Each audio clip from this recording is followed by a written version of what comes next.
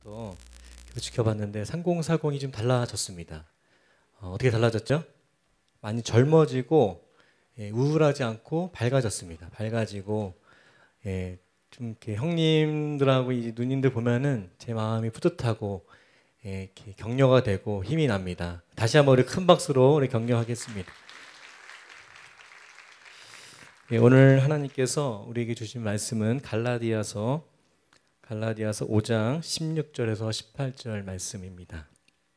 신약 갈라디아서 5장 16절에서 18절 말씀 세 절이니까 같이 합독해서 읽겠습니다. 시작. 내가 이르노니 너희는 성령을 따라 행하라. 그리하면 육체의 욕심을 이루지 아니하리라. 육체의 소욕은 성령을 거스르고 성령은 육체를 거스르나니 이 둘이 서로 대적함으로 너희가 원하는 것을 하지 못하게 하려 함이니라. 너희가 만일 성령의 인도하시는 바가 되면 율법 아래에 있지 아니하리라. 아멘. 오늘 제가 이렇게 설교를 하게 됐는데 이번 주에 지난주에 이제 담임 목사님이 휴가셔서 이제 부목사님들하고 저와 이렇게 한 주를 보냈는데 목사님이 이제 안 계시면 편하게 좀 한 주를 보낼 줄 알았는데 새벽 예배 설교랑 그 설교 준비하면서 이번 한 주간이 한 달처럼 느껴졌습니다. 그래서 엄청나게 고민하고 기도하면서 말씀을 준비했는데 제가 예배 사역을 오래 했어요. 예배 사역을 한 15년 했던 것 같아요. 15년 사역을 했는데 설교는 제가 거의 태어나서 한 5번 정도 했던 것 같습니다. 그래서 제가 좀 부족하더라도 여러분이 귀를 열어서 집중해서 한 말씀이라도 잘 듣고 이렇게 은혜가 됐으면 좋겠습니다. 아멘. 저희 청년부를 제가 6월 둘째 주부터 맡게 되었습니다. 양명희 전사님이 그동안 잘 섬겨주셨고 제가 6월 둘째 주부터 섬기게 됐는데 주일날 제가 이렇게 새벽에 한 4시에 깼어요. 보통 교회 오면 7시에 오는데 그때 이제 기도를 하면서 하나님이 청년부를 어떻게 이끌어 가야 되는지 어떻게 섬겨야 되는지 제가 기도하면서 두 가지의 방향을 하나님 앞에 좀 받았습니다. 첫 번째는 말씀이고 두 번째는 예배입니다.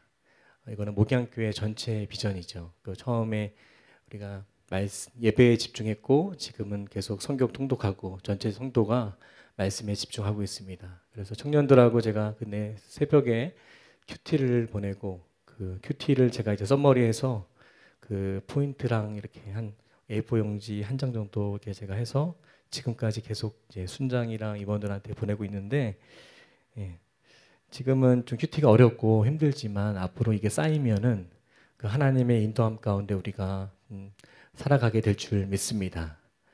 지금 우리가 살아가는 시대는 영적으로 봤을 때 굉장히 어려운 시대에 우리가 살고 있습니다.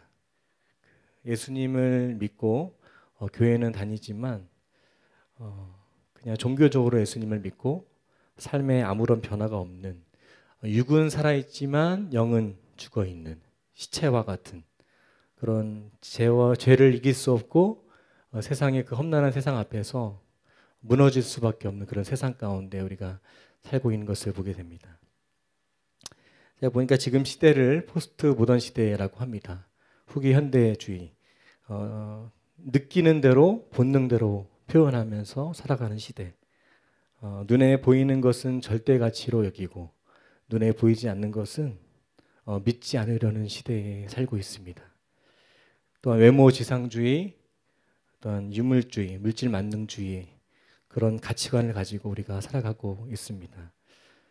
물질을 아주 중요하게 여기는 시대.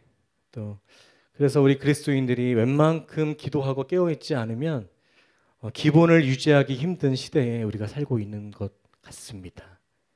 그래서 저는 제가 여기 목양교회에 와서 1년 반 정도 됐는데 많이 회복되어 가고 있습니다. 지금도 많이 예전에 느꼈던 하나님의 임재와 그 하나님의 은혜를 더 계속 이제 그 감각을 회복되어 가고 있는데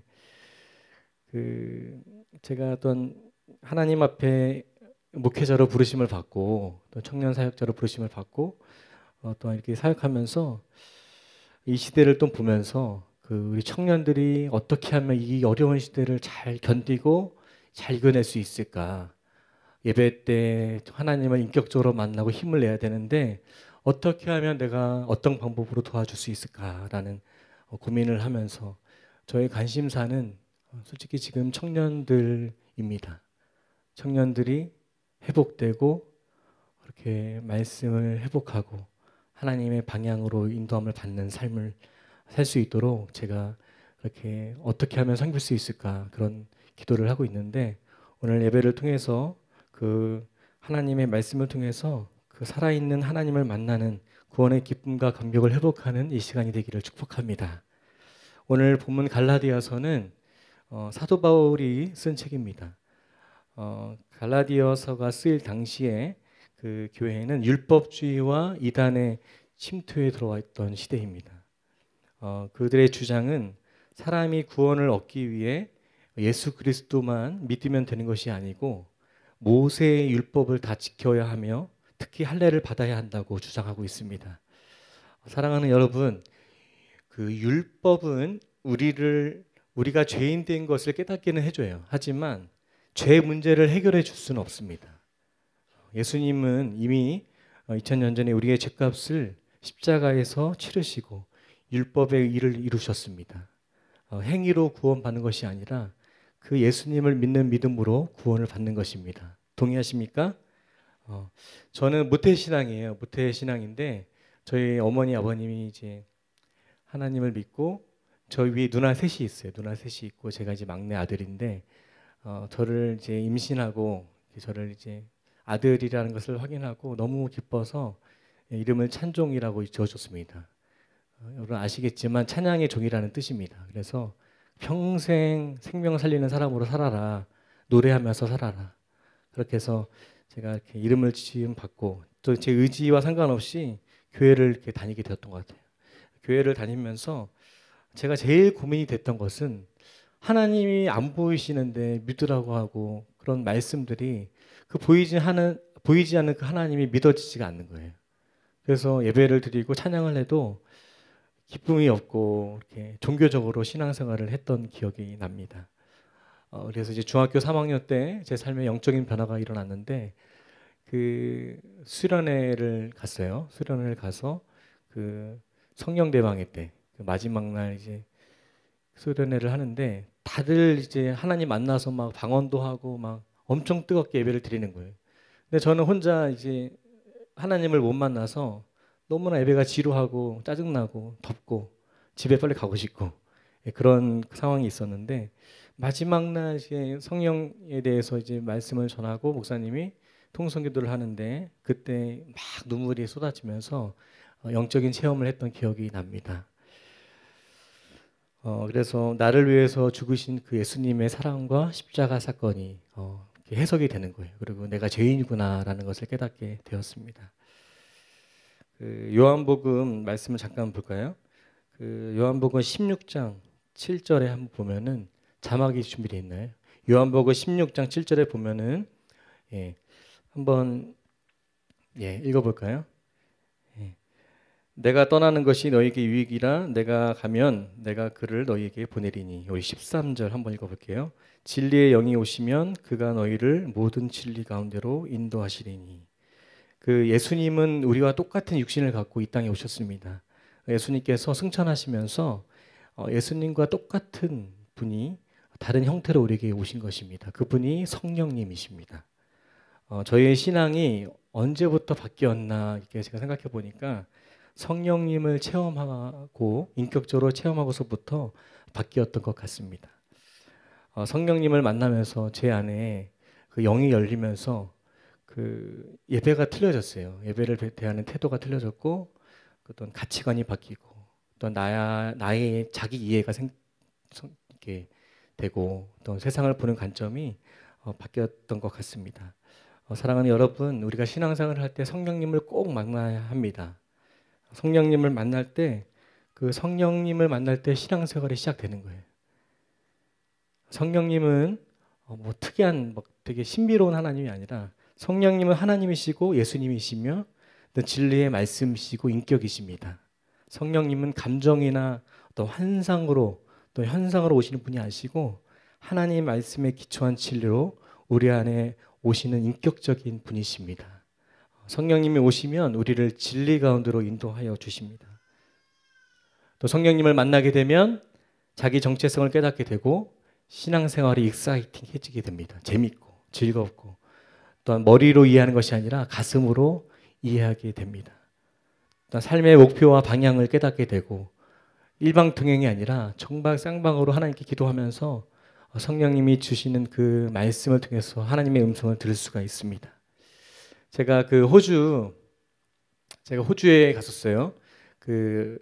제 아내랑 지금 우리 딸이랑 지금 살고 있는데 셋이 제가 그 온누리 교회에서 그 청년부 사역할 때 제 아내를 처음 만났어요. 그 아내를 봤는데 참 이쁜 거예요. 이뻐서 제가 짝사랑했습니다. 짝사랑을 하고 그래서 이제 혼자 가슴을 앓다가 그 공동체 담당 목사님한테 살짝 얘기를 했죠.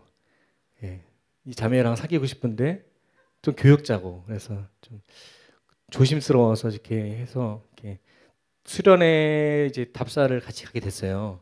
같이 가게 돼서 이제 제가 거기서 좀 이렇게 제 마음을 표현하려고 그랬는데 그렇게 안 됐어요. 예치가 안 돼서 계속 딜레이 되다가 제가 이제 좋은 타이밍에 잘 이렇게 얘기해서 이렇게 열렸어요. 길이 열려서 만나게 됐고 교제를 2년 하고 결혼을 하게 되었습니다.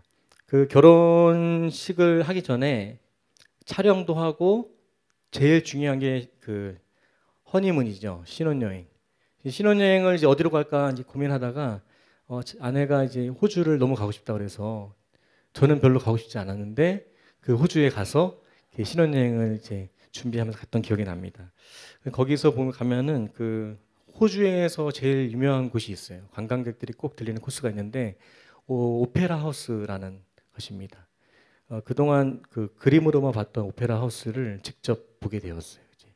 그래서 오페라 하우스 앞에서 촬영도 하고 이렇게 동영상도 찍고 그리고 유람선을 탔던 기억이 납니다. 거기에 오시는 분들을 보니까 세 가지의 부류가 있더라고요. 첫 번째는 저희 부부처럼 그냥 사진을 찍는 거예요. 인증샷을 찍고 이렇게 올리는 거죠. 싸이월드에. 그때는 싸이월드가 있었어요. 그렇죠? 지금은 싸이월드 하나요? 네. 싸이월드 올리고 이렇게 막 행복하게 뭐 우리가 너무 사랑한다고 이렇게 막 표현하면서 이렇게 막 추억을 남겼던 기억이 납니다. 두 번째 부류의 사람은 그 가이드를 통해서 그 인사이드, 그러니까 내부를 보는 사람들이 있는 것입니다. 밖에서 보는 것도 좋지만 인사이드에 들어가면은 더 이제 볼거리가 많은 거죠. 그 오페라 홀이나 뭐 이렇게 홀의 그 녹음실과 또 아이들이 노는 공간 그것을 이제 보게 되는 사람들이 있고 저희도 이제 들어가고 싶었지만 그 입장권이 제가 기억했을 때는 한국 돈으로 한 12만 원 했던 것 같아요. 그래서 저희 이제 재정이 여의치가 않아서 그냥 밖에서만 봤던 기억이 나는데 아무튼 세 번째 부류의 사람은 티켓을 직접 구입하여서 그 공연을 보는 사람들이에요. 그러니까 공연에 참여하면 건물만 보는 것이 아니라 공연을 통해서 더 생생한 감동을 얻게 되는 것이겠죠. 이렇게 세 부류의 사람들이 오페라 하우스를 다녀와서 그 감상평이 다 틀립니다. 자기가 이제 오페라 하우스에서 느꼈던 부분들이 그 세 부류에서 사람들이 말하는 그런 느낌이 틀리겠죠.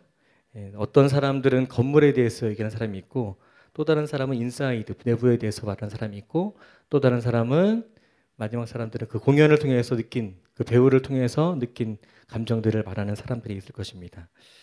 그 여러분 연애를 해봤죠? 연애를 하면은 좋습니다. 예.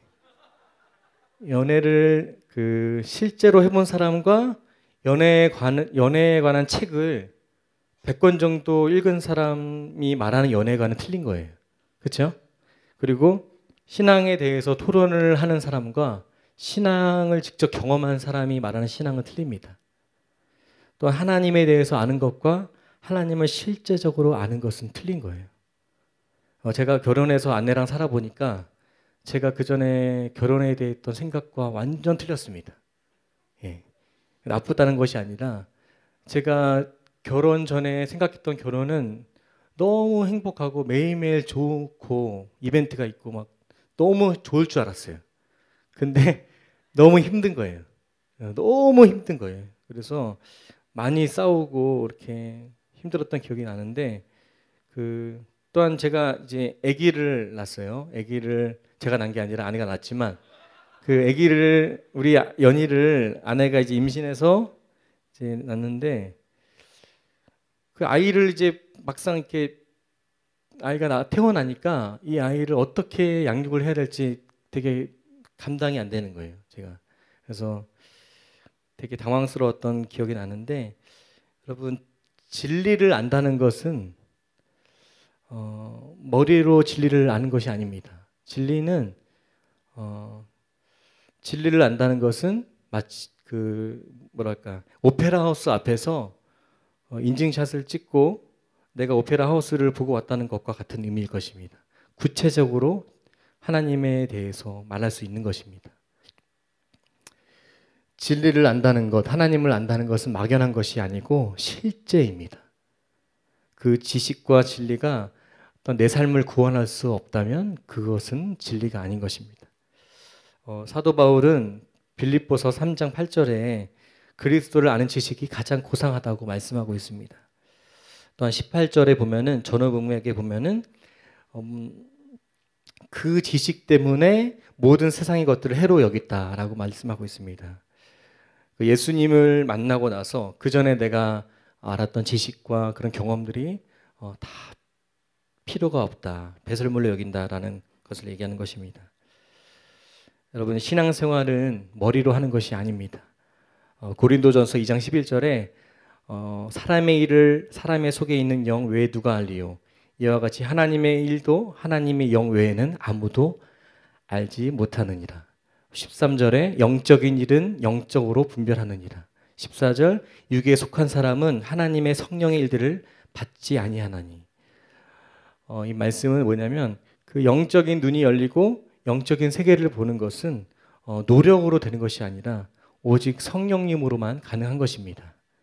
출애굽할 때 바로 왕이 그랬습니다. 하나님의 수없는 기적을 봤지만 그 마음은 더 강팍해져 갔습니다. 여러분 성경을 읽는다고 깨달아지는 것이 아니라 성령이 우리의 영의 눈을 열어주셔야 성경이 해석이 되고 이해가 되는 것입니다. 주님께서 십자가에서 죽으시고 부활하시고 승천하시기 전에 그 제자들에게 하신 약속이 있습니다. 마태복음 28장 20절에 보면은 볼지어다 내가 세상 끝날까지 너희와 항상 함께 있으리라. 예수님이 하늘에 승천하시면서 제자들에게 끝날까지 함께 하겠다고 언약하십니다. 무엇을 약속하신 것입니까? 바로 성령님을 약속하신 것입니다. 비록 당신의 육체로 오셨지만 영으로 제자들과 영원히 함께 하신다는 것입니다. 육체로 오신 예수님은 떠나지만 영으로 오심으로 우리와 늘 365일 함께 하신다는 언약이십니다. 이것이 영적인 세계로 들어가는 것입니다. 육체를 입으신 하나님이 아니라 우리와 실제로 임재하시는 성령님을 소개하는 것입니다. 신앙생활은 다시 말하면 열심히 하는 것이 열심으로 한다고 되는 것이 아니라 참된 신앙생활의 시작은 성령님을 인격적으로 만날 때 그때부터 정말 신앙생활이 시작되는 것입니다. 그래서 날마다 성령님과 교제하고 성령님과 교통할 수 있는 것입니다. 여러분 모두 다 이 시간을 통해서 그 영이신 성령님을 깊이 경험하는 이 시간이 되기를 축복합니다.